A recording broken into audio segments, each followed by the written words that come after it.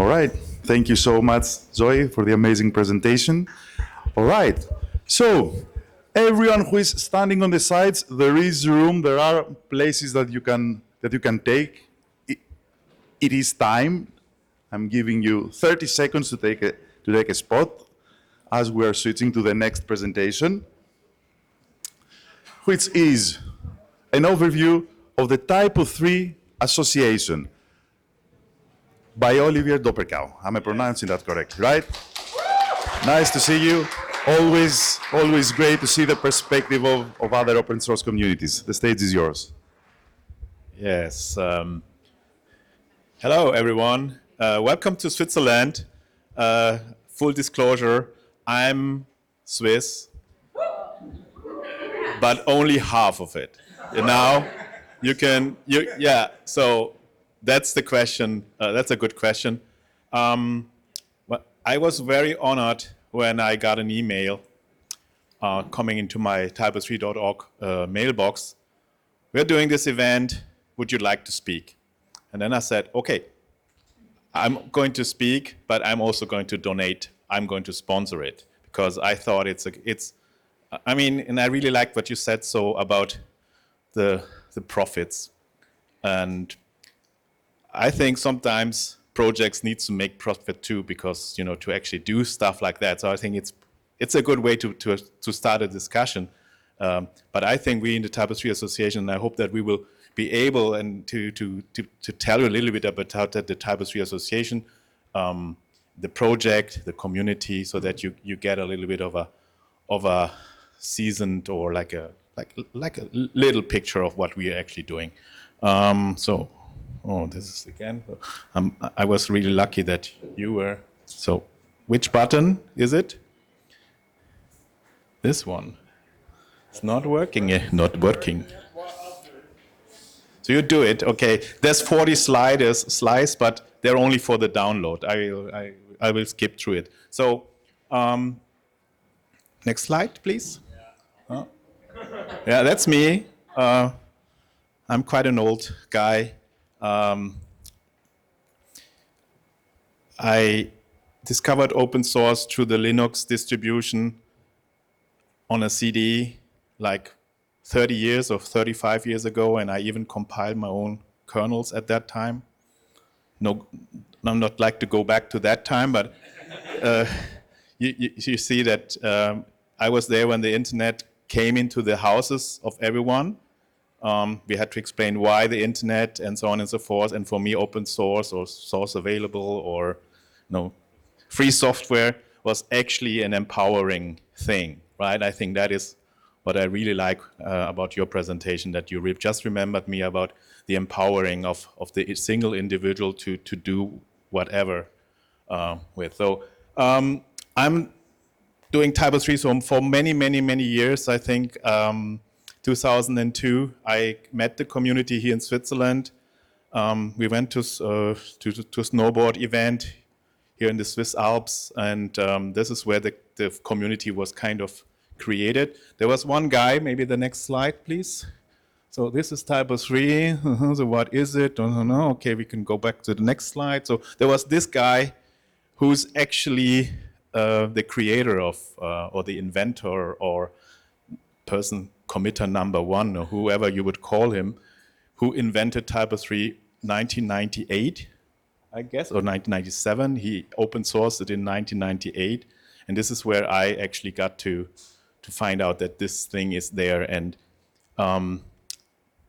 he had a religious motivation, and if you remember going back to time, you will see that there was like, if you installed TYPO3 and you needed to find out if that TYPO3 is actually working, there was like pictures of Jesus hanging on a cross. This is a safe space, huh? So I don't want to, and I remember having a long discussion with an American user of TYPO3 who was like to say, hey guys, we in the US, we're quite agnostic, we don't like the Jesus stuff. Okay.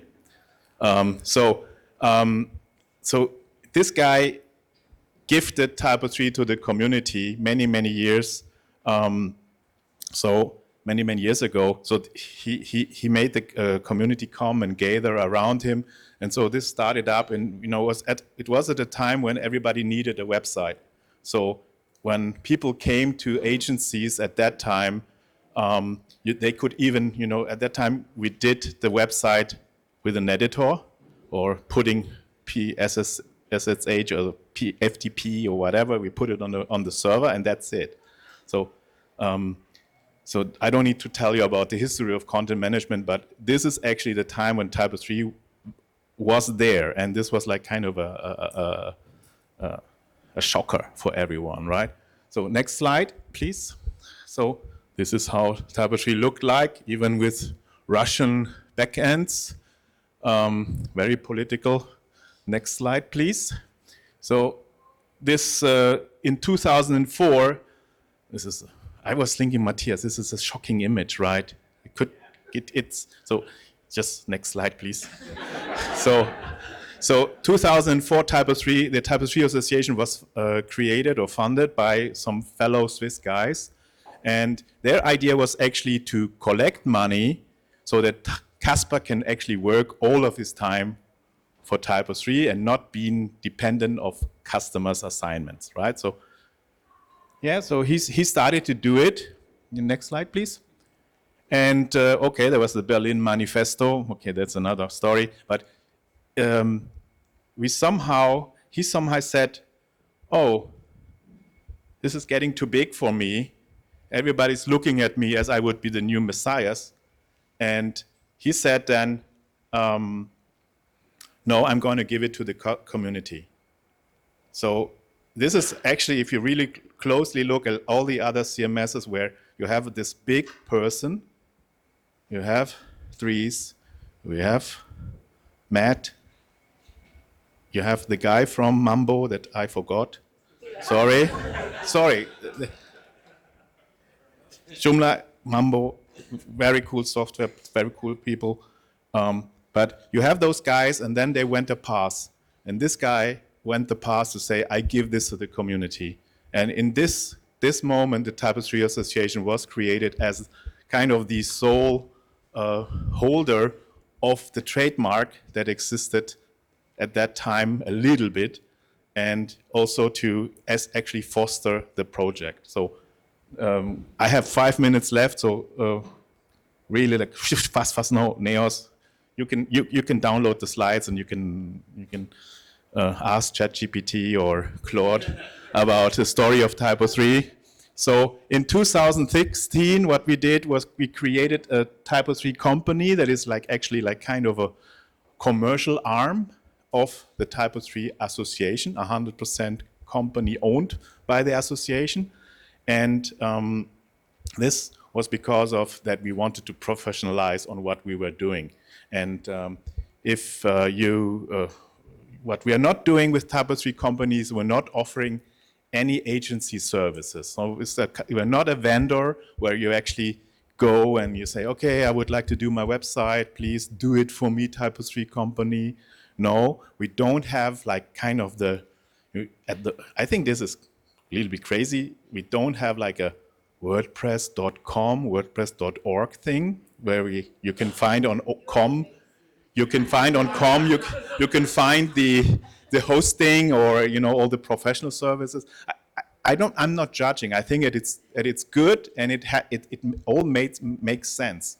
But I just want to show you that there's a different world outside. Even if we think that we are very capitalistic and very profit-oriented in our community, that's because our CMS is aimed at enterprise usage, right? And it hit a sweet spot. Oh, this pops a lot, huh? So it hit a sweet spot in Germany. Well, the German industry was looking to have websites that actually had different multi-language. You had a role-based account, whatever. It's still in there. It's still huge. It's in 2 minutes. Okay. So my Twitter handle and I'm with Twitter. I think I'm user 1 million something. So I'm almost owned by Twitter. So My Twitter handle is T3 Reverend Never End. So sorry for the fact that you have invited me for that. Next slide, please. So we did a strategic roadmap in 2024 that we started. That is kind of the role of the association, is to actually govern that, to actually invite people to talk, invite customers to talk, or users to talk, community members to talk about where we want to go with the product. It's interesting. I think others are doing things differently. They are succeeding maybe differently, and therefore I'm here also to speak about this. So next slide. So we're on the way for the next version, TYPO3 version 14. So when I started, we were at version 3. So now we have every 18 months one release. It's PHP, MySQL, open. So yeah, next slide, last slide maybe. So if you look at the association, we have the members. The members of the association are the highest thing. That is why we are a fully member-owned project, right? We have a board, which I'm part of. We have a business control committee, which are elected members from the membership people, and they take care of controlling the whole thing. They're like kind of the blue helmets of TYPO3. So I think this is a big thing, and if I can give you one advice. If you're looking to create your own organization, please don't think only in technical projects, technical committees, and so on. Please also think to have your members being part of a controlling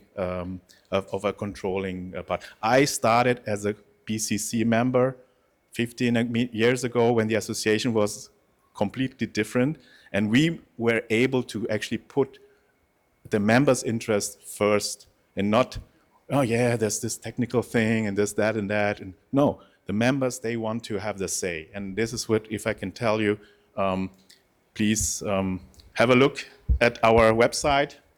Time is over. And let me close with one thought that I read today on LinkedIn, that everything is like, everybody's on LinkedIn is, wow, we're so great and we're doing this and this, and everybody's, you know, so there's too much inspirational quotes on LinkedIn. Actually, websites are dead, but as dead as newspapers are, as dead as linear television is, as dead as your non-electric car is. I mean, we're all dead. Basically, we're all zombies. No. Long live the CMSs, long live the people behind the CMSs, the people using the CMSs. Let's not forget about that.